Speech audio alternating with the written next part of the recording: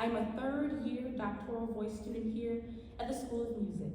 I'm a student of Dr. Lorraine Sims, and today I will be collaborating with my wonderful pianist, Kristen Simon. Once again, welcome, and I hope you enjoy. The title of my dissertation is called Voices of Heritage and Resilience, a performance guide to soprano arias celebrating the Black experience in opera. Why did I choose this topic? For my final recital here at LSU, I wanted to voice parts of myself that relate to who I am as an artist and a person. As a young girl, I was always surrounded by storytellers. My grandparents would keep me on the edge of my seat, listening to stories of the past and their experiences. It is my purpose to express and represent my heritage through singing and explore the powerful influence of music through historical events. Voices of Heritage and Resilience, a performance guide for soprano arias celebrating the Black experience in opera, explores a selection of soprano arias that emulate the depth, complexity, and resilience of Black identity through opera. This study provides historical context based on real people, musical analysis, and vocal performance strategies for works that center the Black experience, spanning both traditional and contemporary repertoire. By examining the relations between text, music, and historical significance, this thesis highlights how these arias convey themes of struggle, conflict, oppression, love, and perseverance. It also supplies guidance to the singer through the use of vocal methods, interpretation, and stylistic considerations. The soprano will then be equipped with the tools to deliver performances that are both artistically captivating, honest, and knowledgeable. Additionally, the research addresses the broader landscape of Black representation in opera, acknowledging the contributions of African American and African composers and American composers, librettists, and performers in expanding the repertoire. It is my hope that this performance guide aims to inspire all who encounter it.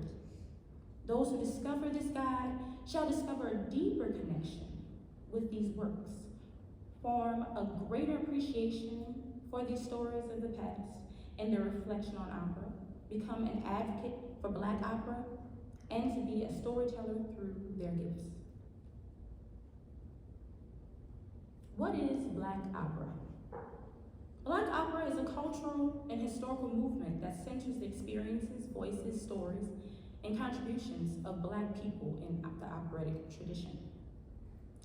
Dr. Naomi Andre, professor of the Department of Afro-American and African Studies at the University of Michigan, defines and explores opera's intersection with the Black narrative and culture.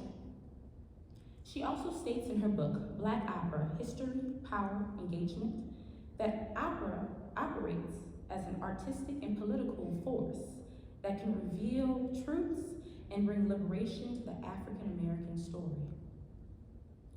From the 1800s to the 1900s, African Americans sought and developed their own opportunities to shine in opera when others excluded them from the stage. The brave creatives that formed opportunities for Blacks to share their gifts were Theodore Drury and Mary Caldwell Dawson. Drury founded the Theodore Drury Grand Opera Company in 1900, and Dawson created the National Negro Opera Company in 1941.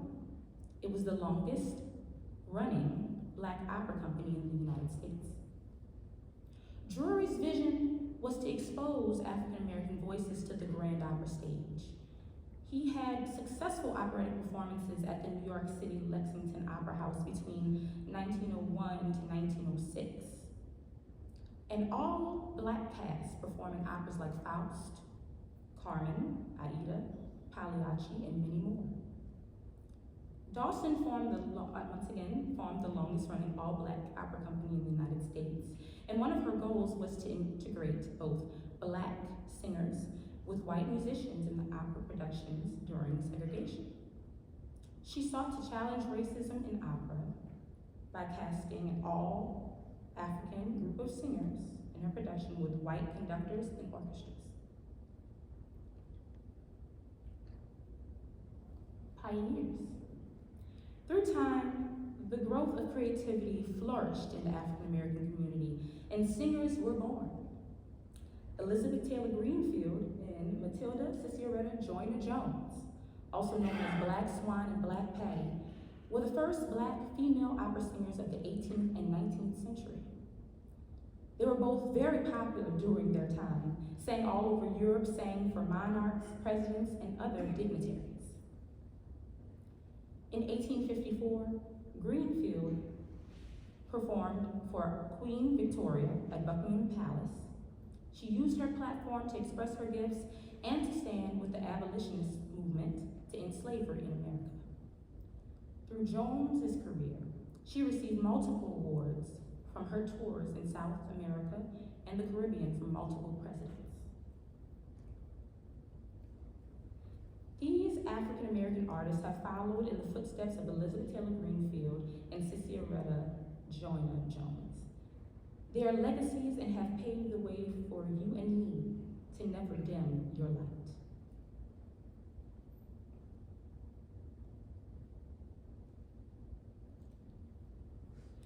Freedom Ride by Dan Shore. Freedom Ride is based on the freedom riders who traveled to New Orleans, Louisiana during the summer of 1961. The opera follows the story of Sylvie Davenport, a fictional African-American student from New Orleans, but her struggle is representative of all the men and women who participated in the Freedom Riders and ultimately all the men and women who participated in the Civil Rights Movement at a tremendous peril to themselves and their families. It is a two-act opera. It was first premiered in 2011 in New Orleans with the students and faculty of Xavier University. I am proud to acknowledge that 14-year-old Imani was in attendance. Seeing that performance played a major role of inspiration for me. So Clayton. In the opera, Sylvie is determined to end the racial hatred and mistreatment against Black people. She vows to fight for equality, but endures personal and societal trials in her journey. In this aria, Sylvie confronts the leader of the organization, Clayton, who questioned her courage in the movement. She also reveals her love for him.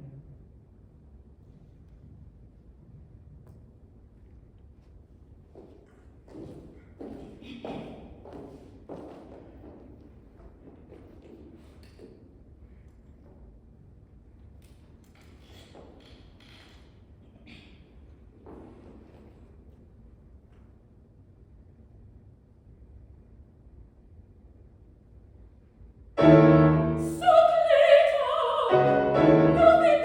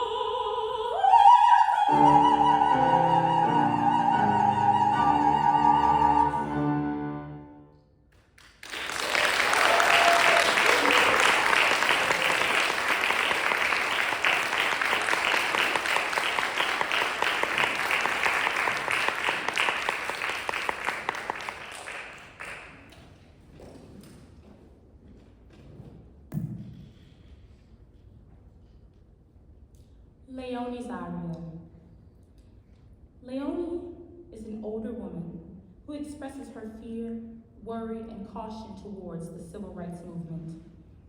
She and Sylvie encounter each other at the train station, but the meeting is not pleasant. Leonie confronts Sylvie with anger and nervousness as she questions Sylvie about her actions with the movement. She urges Sylvie to return home to her family and to stop causing trouble. She is not in support of the organization because of the death of her brother. It is unknown of how her brother died, but it is assumed that he was involved in the fight.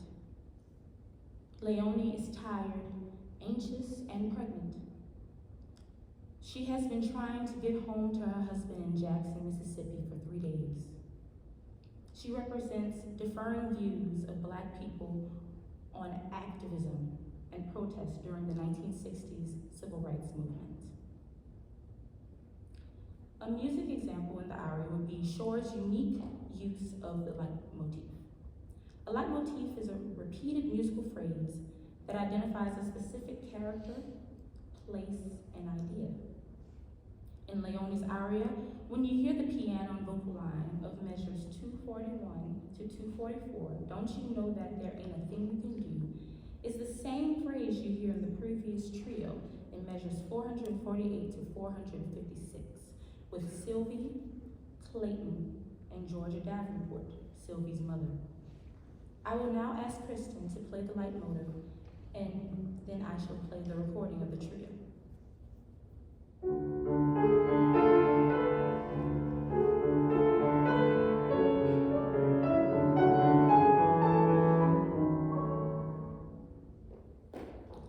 In the trio recording that I will play for you is the cast of Tara Rahman, Sylvie, Ivan Griffin as Clayton, and Georgia Davenport as Dr. Valerie, and Jones Francis, my mother.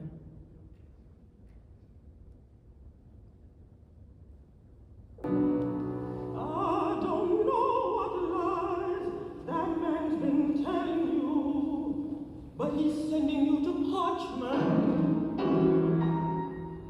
You ain't gonna change nothing. You're gonna get yourself killed. Don't you know that there ain't a thing you can do? Don't you know that this won't restore nothing? And we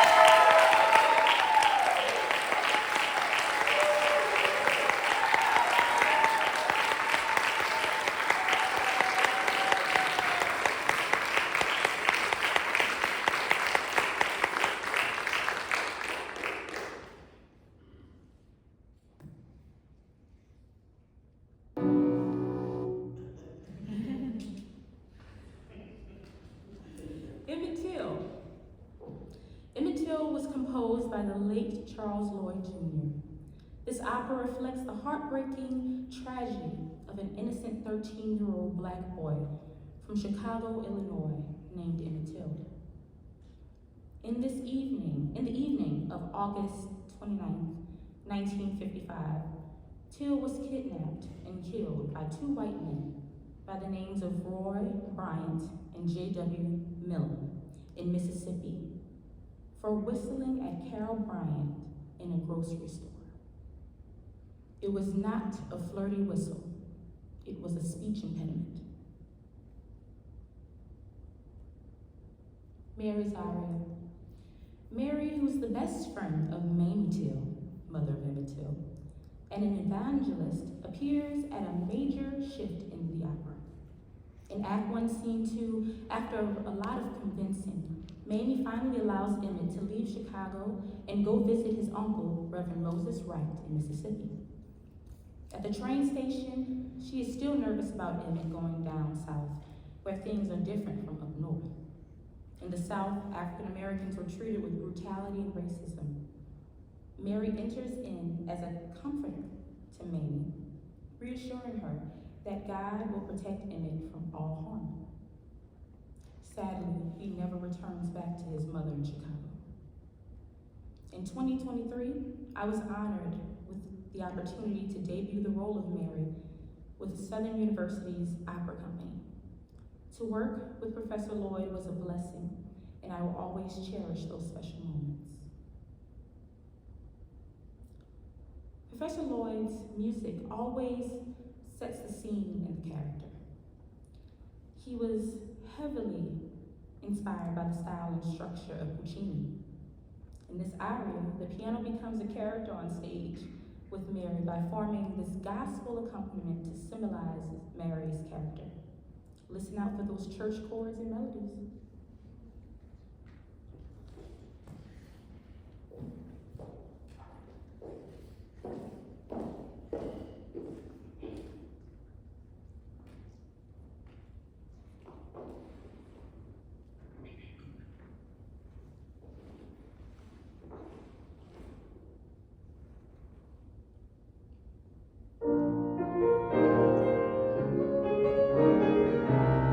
It takes some of these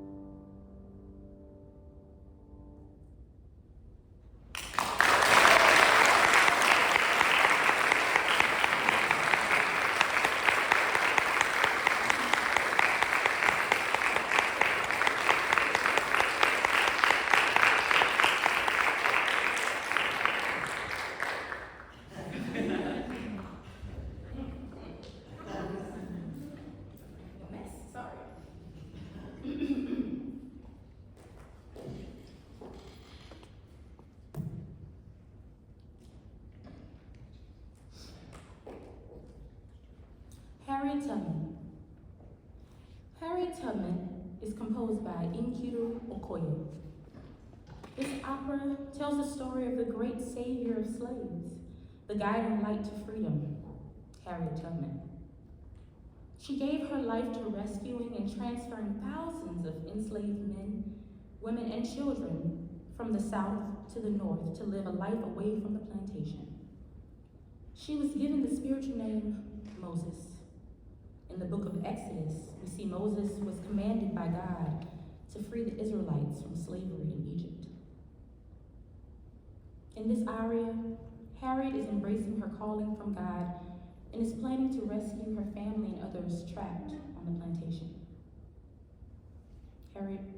Harriet Tubman's quote says, "When I found I had crossed that line, I looked at my hands to see if I had the same person.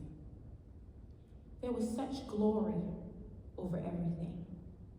The sun came like gold through trees and over the fields, and I felt like I was in heaven."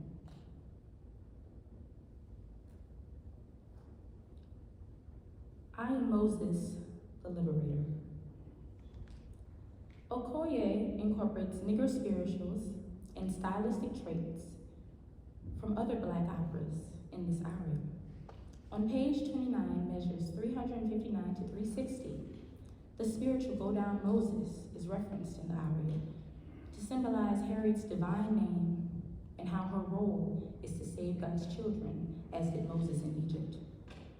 Then on page 25 measures 307 to 309, a Gershwin motive is indicated. It is the motive of Clara's aria in Summertime. Kristen, can you please play those measures for me?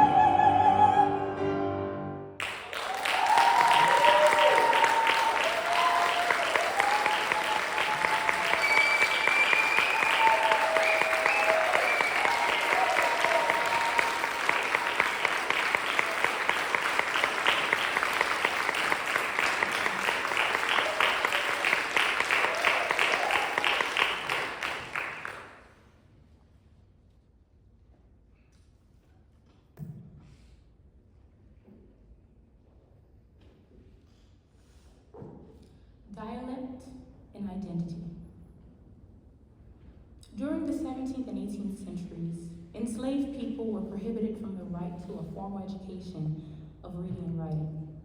However, that did not break or stop them.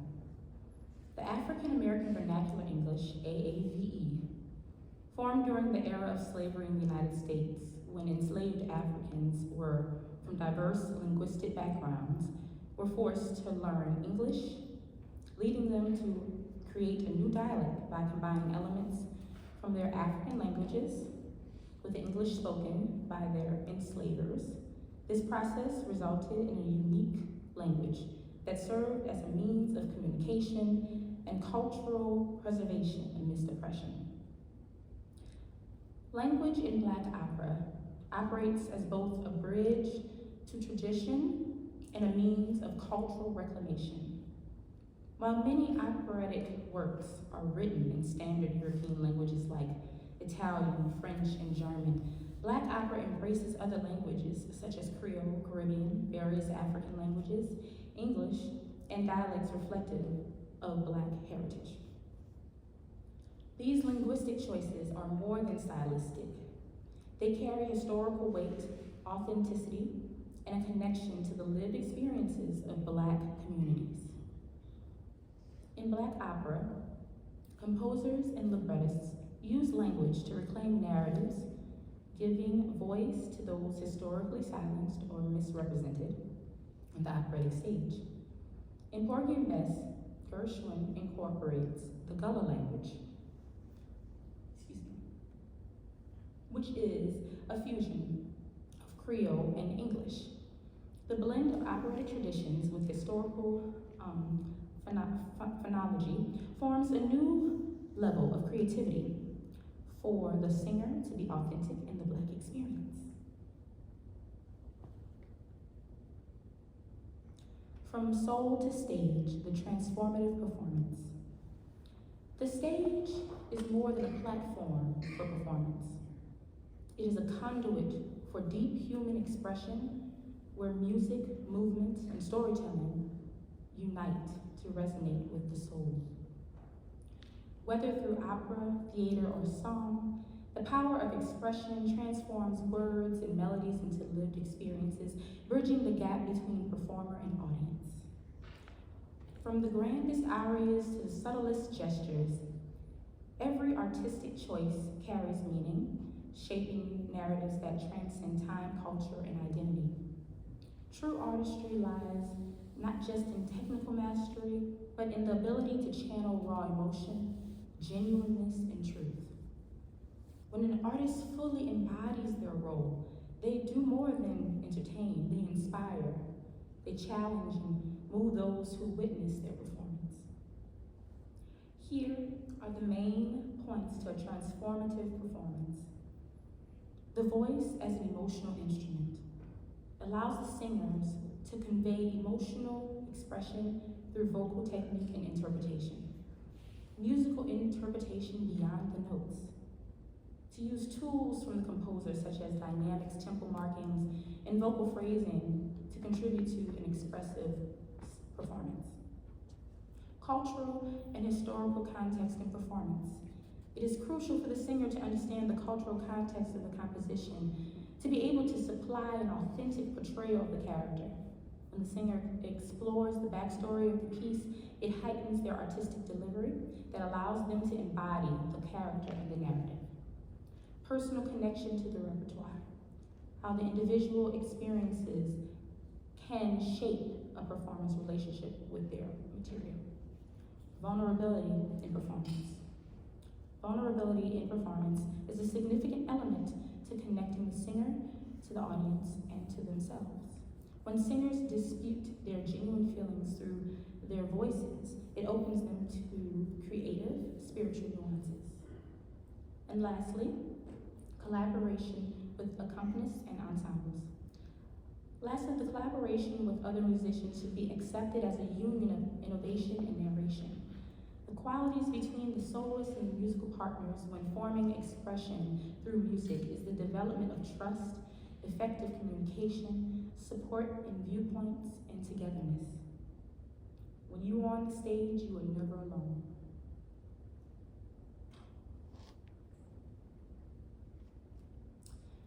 Conclusion and takeaways. Through a performance guide to soprano arias, Voice of Heritage and Resilience highlights the significance of these works, not only as artistic expressions, but also as acts of historical reclamation and resistance. Each aria examined in this study, whether drawn from the classical canon, contemporary compositions, or operas by Black composers, offers a lens into the lived experiences, struggles, and triumphs of Black individuals and communities. By exploring vocal techniques, dramatic interpretation, and cultural context, this guide equips performers with the tools to engage deeply with the repertoire, fostering authenticity in both technical execution and emotional expression.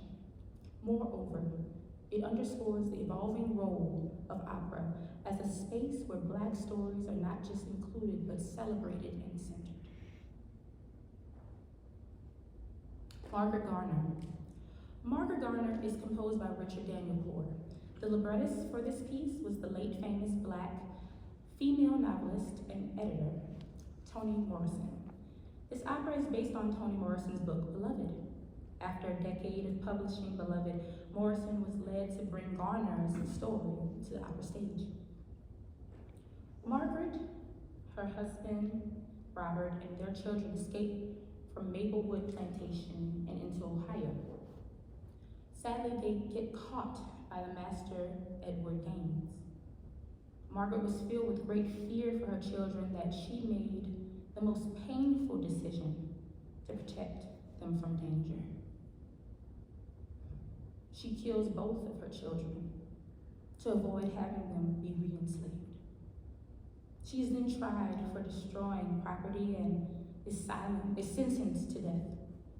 However, Gaines appears with a letter of pardon from the governor, but Margaret refuses to endure any more pain and suffering of slavery. In the end, Margaret commits suicide. In Act 1, Scene 2, Margaret, her husband Robert, and her mother Scylla are in their headquarters after a long workday in the fields. They come together for dinner, but Margaret is drawn to comfort her baby. Scylla warns her not to get too attached, for the baby's fate is unknown due to possible separation or death. Margaret ignores Scylla and sings her first aria, Margaret's Lullaby. Daniel Poor creates this sweet melody of stepwise motion and leaps to signify the calming motion of Margaret's rocking her baby. Another example of the piano becoming a character. Kristen, can you please play the first 8 measures?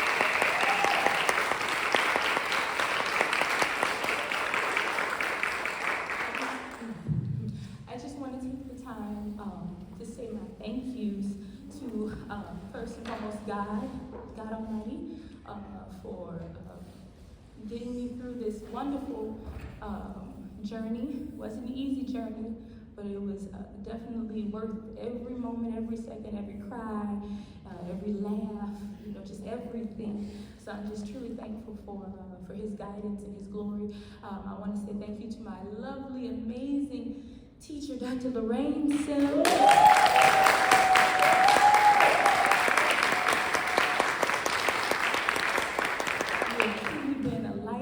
In my journey since my master's degree, the Lord put you specifically in my life for wonderful reasons, and I'm just so thankful to you. I'm thankful to my beautiful friend and pianist, Kristen Simon.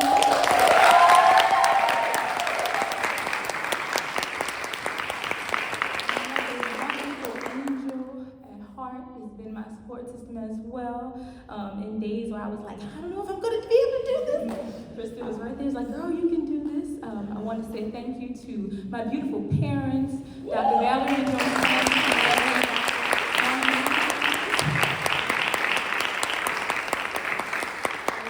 So much. Oh, please be careful. There's no lights up in here. I just want to thank them so much for truly being there for me and just completely giving of themselves to let me pursue this part of my life. And I just want to thank all of you for being there for me, all of my friends out there and family members. I want to thank you for being there for me. I wouldn't be here without you all. So I love you and thank you so much.